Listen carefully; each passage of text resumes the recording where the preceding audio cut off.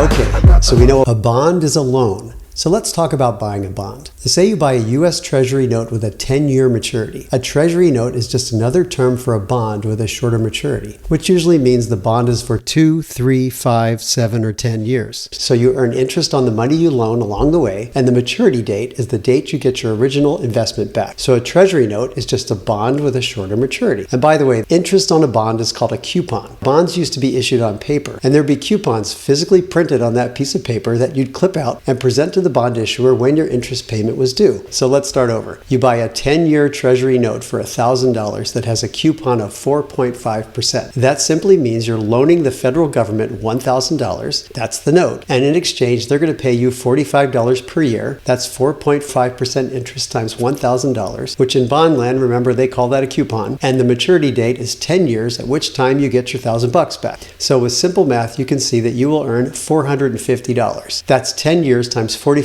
per year interest payments for loaning the federal government $1,000. Now, what about this question?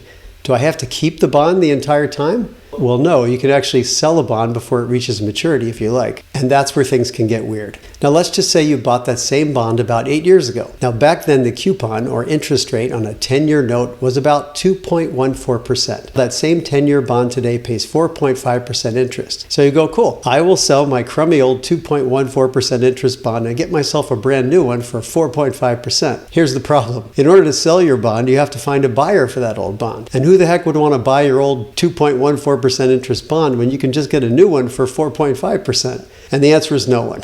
No one wants that old bond. Unless you are willing to sell that bond at enough of a discount that the discounted price plus 2.14% interest was equal to the current rate of 4.5% interest. Does that make sense? So you can't sell your old $1,000 bond for $1,000. The old bond was only paying $21.40 interest. So you'd have to sell that old bond at a discount, selling it for less than what you paid for it. That's the discounted price of the bond. It just means that at maturity, your crummy old 2.14% bond will make as much money as a current 4.5% bond. And still, who the heck would want to buy that when you can just buy a brand new one at 4.5%? Well, maybe you'd like to collect 4.5% interest but don't want the commitment of a 10-year bond, so you can jump in, get an older discounted bond that is closer to its maturity date, a couple of years in this case, and you're good. Or maybe you're expecting the interest rate on new bonds to drop, so this is a way to lock in what is effectively a 4.5% interest without a long-term commitment. Remember the deep dive about Silicon Valley Bank?